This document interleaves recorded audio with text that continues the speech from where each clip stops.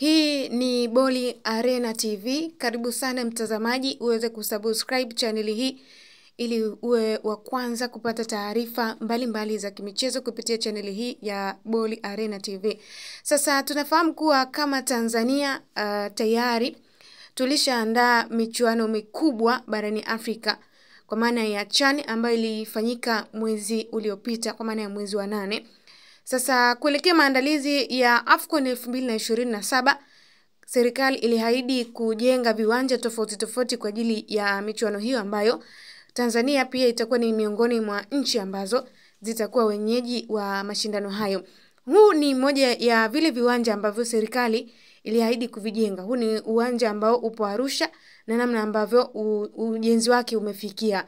Hiyo picha ambayo unaitazama hapo ama hii video ambayo unaitazama ndivyo ambavyo uwanja umefikia mpaka hivi sasa. Ni namna ambavyo unaona juhudi zikiendelea katika maandalizi ya AFCON 2027, Tanzania tukiwa wenyeji wa mashindano hayo.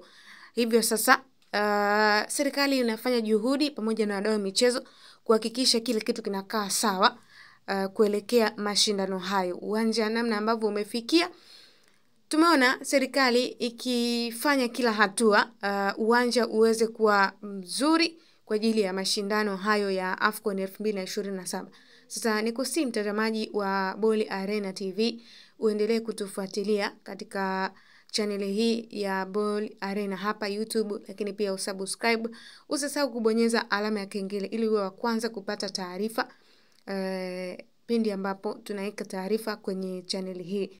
Hivi ndivyo ambavyo uwanja unaonekana mpaka hivi sasa baada ya kuanza kujengwa. Hivi sasa umefikia hatua hii kama ambavyo unatazama hapo, ukiwa umefikia hatua nzuri, na hii ni kuonesha kwamba kama taifa tuko tayari kwa ajili ya mashindano hayo, kwa ajili ya kuhosti mashindano hayo ya AFCON 2027. Ndio, hii ni Boli Arena TV.